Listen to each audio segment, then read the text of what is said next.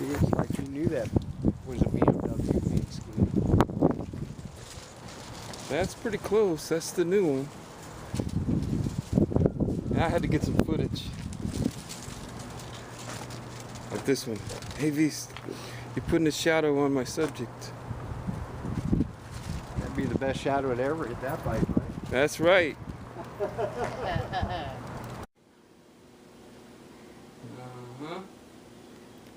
Oh yeah. This is how it started. This is how I figured it out, man. This is how I started.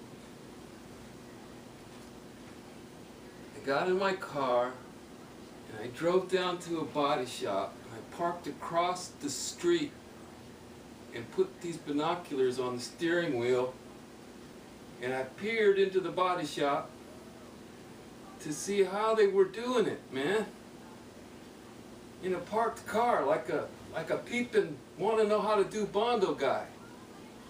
And I rest these on the steering wheel, and I'd sit there for an hour or two, and I watched the guy put the stuff on the car, and then he went away. He went away, and he came back with something. Came back with something a lot like this, and he pushed the button, and dust flew everywhere. And he came back with something like this, and he sprayed it. Then they went off to lunch somewhere, and I was looking like, you know, watching. That's how I learned. Now we got YouTube, all right, YouTube. So we got YouTube peoples, but it's all for fun. We're just having fun. Let me take camera, hey girl. Thank you, huh? And my little trusty assistant, right away, right down to business here, man. Look at what's going to the bash in Leland. I got this. I'm sending this over to Andrea. Come on, little guy. There it goes. See it? Is that crazy? I had the lights off. It was going dizzy in here, man. Now, this is for an 80s bash she's gonna have coming up. And I did research. On it, and they did have these into the 80s. This is the 1982, and the disco thing stopped. So I'm within bounds. Frostbite Garage made it to the wall. Frostbite Garage. He's a fun guy to watch. I'll be watching him. I'm a fan of his. Here we got this a little project coming in here. When these Ducatis go down, the handlebars hit right there. You see it hit there once before, now it's hit there again. So they should put a better stop, you would think. Italian, right? So we got this tank coming up, a nearby future project. We're bringing the blue one through its final stages. Oh, what have I been doing? Check it out. Got me some, this is the activator for the hydrographic gig I'm gonna do. I'm gonna get it right the first time because I've been studying. There's a link at the bottom of that last video, and there's a guy on there named Jim, and he's a good teacher.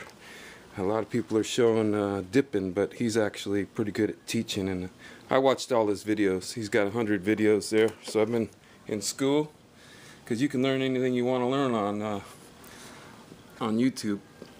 Now these guys are in El Paso, and you know what? I ordered the stuff to see how their shipping was. Got here in 4 or 5 days. They got their phone number right on there if you get in a jam. So far so good with these guys. So I ordered some more stuff from them. Just put them through the test, see if they get their stuff in the mail like they say, and so far so good. Good stuff. So back to the binocular story, man. This is how I got started. It was just time to tell you that. Clock says time to share. I gotta get into the spirit of what's going around this week, and these parts are up. Now when I'm polishing, it's a kind of a polishing video this week. When I'm polishing, I cut it open with 1000 grit and let it sit at least a day. These have been here more than a day, but let it sit and gas out even a little more. and then go over the 1,000 a day or two later with the 2,000 grit. That's just the way I've been doing it, as to not have scratches showing through. Sometimes, well, all the time, on motorcycles, the guy's going to be sitting right here, staring right at it. Every time he pulls up to a stop sign, it's going to be right there. So you got to have this looking good right there on a motorcycle, preferably everywhere. And it's still a risky business. We got this sanded down into 2,000 grit, and instead of binoculars, I'm going to invite you right up here to the buffing table. And a lot of people already know this. There's not much more to follow, so if it bores you, that's okay too. But what I wanted to just show a couple basic things to remember. And you're gonna burn a paint job here and there, but something to try and remember, and this is where I was taught. In 1978, I'll never forget, the Dodge Cordoba came out with the electric bucket seats, and they were putting sunroofs in those cars. And they needed a guy to polish out the paint after they put the sunroof in. That was me. And so the guy who showed me how to buff back then taught me the trick to not burning. Well, I still burned a couple, but the way they did it was to teach you to remember when you're buffing a panel, remember where you start and stop and turn around. Because this is an abrasive and it will cut through if you stay in one place long enough. This thing ain't even plugged in, so I'm going to be right back. Commercial break. Get yourself a soda pop. I'm going to go plug this in because I had the disco ball plugged in. That's what happened. That's what happened. The disco 80s ball. Oh, yeah. Okay, here we go. That thing better not start up without me. No, it didn't. Sometimes it will. Okay, so here we go. I was taught, start with a clean pad. Whatever pad you're using, same principle. If you're watching what I'm doing here, I'm changing direction in a different place every time. I was watching Darren buffing earlier today on a Miata. I don't know if he knows it or not, but he was changing in a different place, probably just out of habit. He never went from here to here to here to here to here to here like you think he'd want to. Instead, it went from here to here to here, a little bit different every time.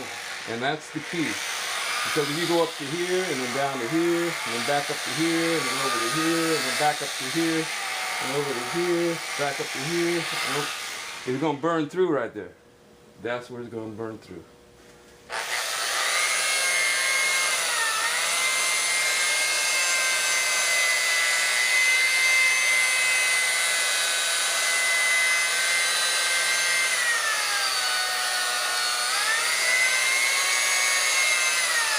I like a smaller wheel because I'm doing mostly bikes, but I've done some cars like this and I've had really good results because I think you get less swirl marks with the smaller thing. I think if you're new to buffing, you should start with a smaller wheel. Either way, one day they will burn through. Right when you least expect it, you'll go, oh damn. And one little half-inch burn on this tank is going to mean 15 more hours of paint in this tank and still run the risk of burning it again after. So it's a good idea to go slow and remember not to change direction in the same place twice. Everybody knows to always have the wheel rotating off an edge, right? But you learn if you cut it the wrong way and it's rotating onto the edge. But that's other videos. My 2 cents.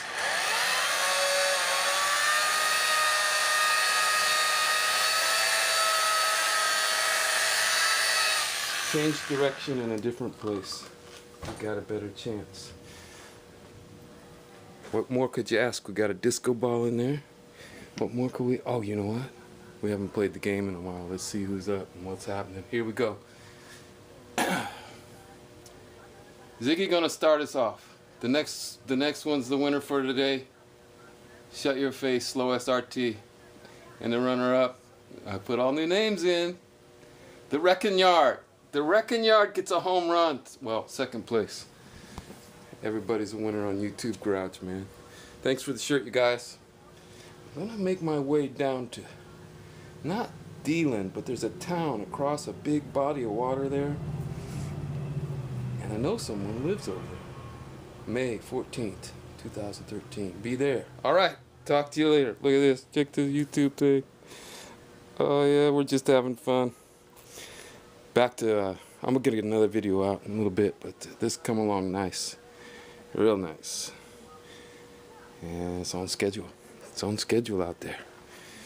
And then we'll start that Ducati. Okay, man. Talk to you later.